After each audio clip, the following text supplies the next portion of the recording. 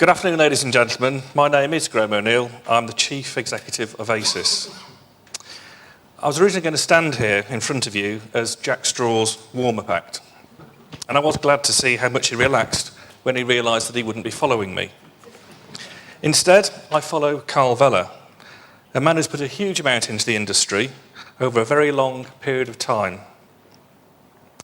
My mission today is simple.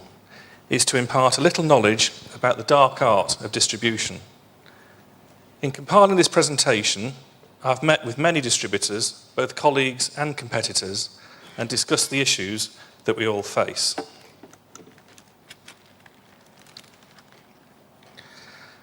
The first question I would like to address is, what is distribution? And in particular, what is distribution in relation to our industry?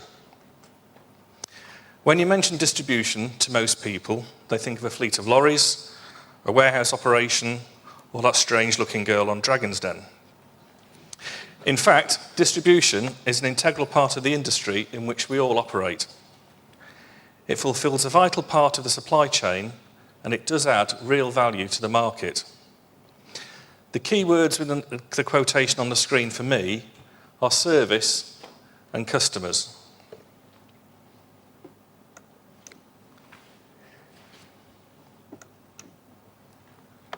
The key word in the definition on screen now, to me, are buy and sell.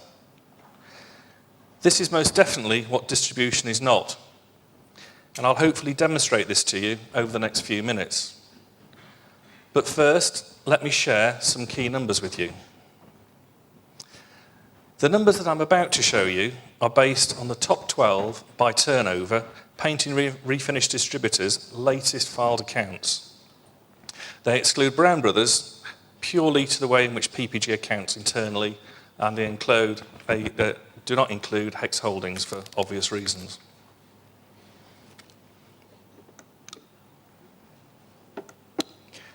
£250 million. This is the net sales out value for paint and refinish materials only at net distributor sales price. In other words, the value of painting and refinish products that body shops purchase on an annual basis. 29.79% is the average gross margin of the top 12 independent distributors. So you can see that distribution currently makes a gross margin of less than 30%.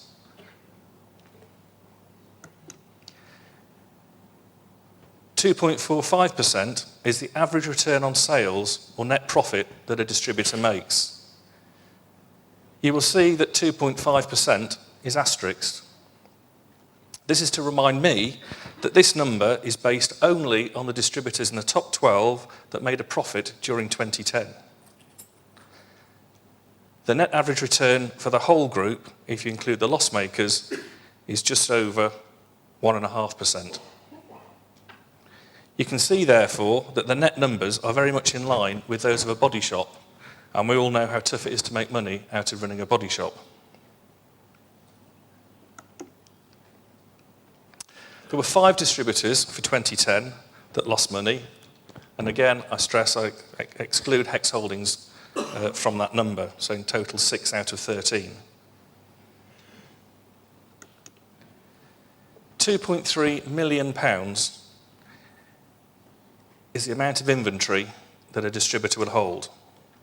A distributor will turn its stock around 9 times in a year, and there will be about 13,200 non-paint lines stocked, and between 1,000 and 2,500 paint lines, depending on the number of brands that that distributor has to carry. Distributors have to carry this number of lines to cater for customer preferences and for approvals. For instance, take something as simple as a 400 grit DA disc. The distributor may have to stock the 3M product, the Indasa product, and the Merca product. And so one product, a 400 grit disc, becomes 3 stock lines. On the other hand, consider paint. The distributor may have to carry Nexa for RSA, Sikkens for RBS, Glasurit or Spies Hecker for Mercedes, PPG, Standux or RM for WNS.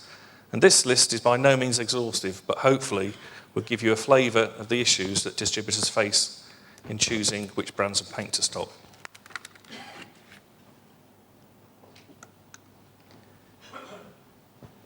The average book of debtors for the top 12 distributors is £3.4 million. The problem with debt is that it comes with bad debt, and bad debt is the single biggest concern of the current state of the market presents to distributors. Without exception, every distributor that I've talked to during the process of putting this presentation together, when asked, what's the biggest concern you have, answered, bad debt. It has become extremely difficult to insure a body shop's debt. At the beginning of 2009, we experienced a 100% increase in premium to insure 40% of the book that we had insured the year before. A paint and refinish distributor has to give 30 and sometimes 60 days credit just to trade. Compare that to the credit given by parts suppliers of around 15 days. As I stand here today, the threat of bad debt is critical to distributors. The threat is that it will accelerate as insurers, motor manufacturers and other work providers look to rationalise their networks to accommodate declining repair volumes. So, £48 million is the cumulative value of all of the credit extended to the crash repair industry by distributors. In the words of one of my esteemed colleagues and competitors, distribution currently bankrolls the industry. 10 distributors of the top 40 on the ABP yearbook last year have either ceased trading or sold up and moved on. That's 25% of 40.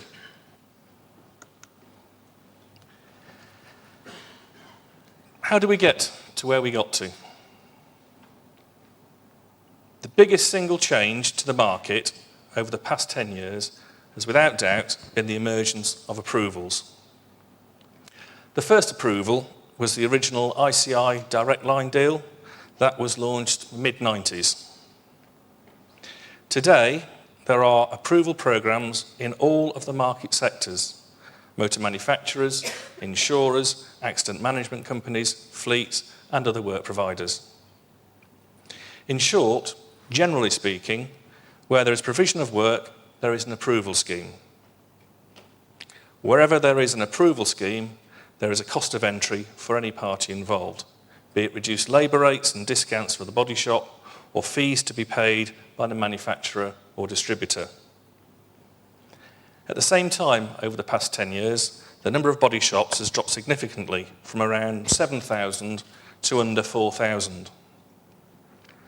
This has been compounded by even fewer decision makers as a result of consolidation and the approval scenario. Every time that JCC or Nationwide or ADR acquire another body shop, it takes one more decision maker out of the equation. Every time that an approval is announced, it has the potential of taking many decision makers out. Another development over recent years is, of course, the emergence of the affinity groups. This consolidation has led to the emergence of distribution groups such as NIBS, UPD, ACIS and ARIS, whose job it is to provide their members with access to the market and to provide a competitive alternative to the likes of Morelli and Brown Brothers.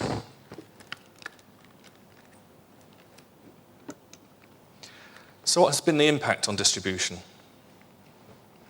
The approvals that have emerged over the past 10 years have resulted in significant costs for distributors by way of rebates and other fees that have resulted. The issue here is that even after a distributor has entered into a commercial terms agreement on a local basis with a local body shop, there are further monies that are then to be paid.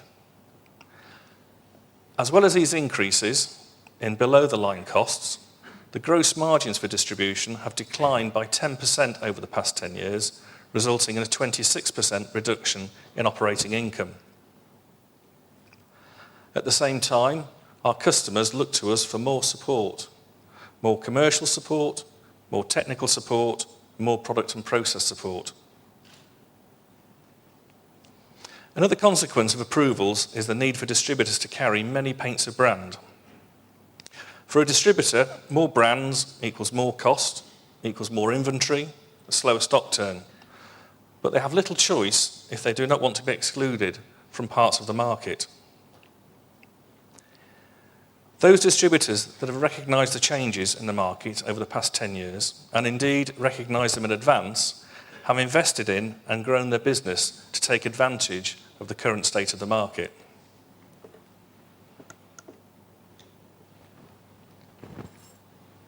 The next 12 to 18 months will see a step change in distribution and the way in which it functions. As I previously said, the good distributors recognised some time ago what they need to do and have sound business plans to ensure that their business goals are achieved. At the end of the day, a 2.5% return on sales is not great by any measure, but pressure on margin is relentless and it will not ease while the market is oversupplied as it is. For distribution, it really is a case of the last man standing. We do more now than we've ever done for our customers, and we love it. We love it because it just makes pure, good, simple business sense to help your customers as much as you can and to add value. The value-added services that distribution provides today outstrips anything that we can do with a tin of paint or a box of tack rags.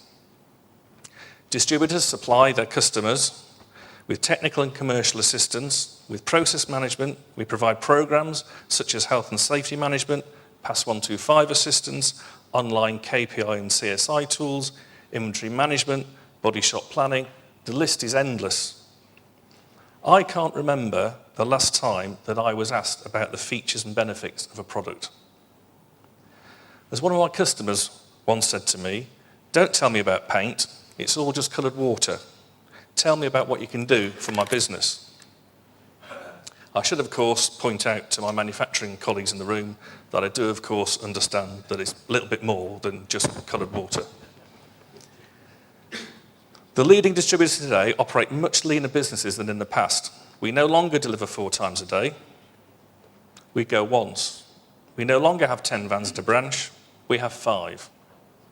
We service bigger areas with more customers from fewer branches and with less people. The most expensive part of a journey's product is the last 5 miles. This is when the pallet of masking tape is broken down into individual boxes, because that's what our customers order. It's where the monthly stock valuation takes place. It's where the process and technical training happens. It's where the work is. And at the end of the day, distribution provides the most cost-effective route to market. If it didn't, we wouldn't exist. So to the future. Distribution continues to innovate, both internally and externally. One example of this is our priority repair programme, which we're releasing today. This programme has been developed over many months, costing tens of thousands of pounds, but it will help our customers to repair cars faster, more efficiently, and more profitably. From the launch of the original paint and materials charge-out guide from Brown Brothers in 1988 to the wealth of programmes that are available now, distribution has consistently invested in developing solutions to help its customers. The use of technology will accelerate within distributors, driven by the need to be more and more and more efficient, the knowledge of available technology, and the younger workforce that is now coming into distribution. We can already produce, accept, process, invoice, and receive payment for an order without any manual intervention other than the need to pick and deliver the product. Technology will be one of the key drivers for successful distributors, and there will be fewer successful distributors. My prediction is there'll be 8 to 10 key distributors servicing 80% of the market. They will be the innovators and the acquisitors, those distributors that continue to invest in their businesses and their customers. They'll be smarter, they'll be leaner, they'll be quicker. Most of all, we will continue to offer great value to body shops, to manufacturers and to business partners. And that, ladies and gentlemen, is about as far away from a middleman as you can possibly get. Thank you.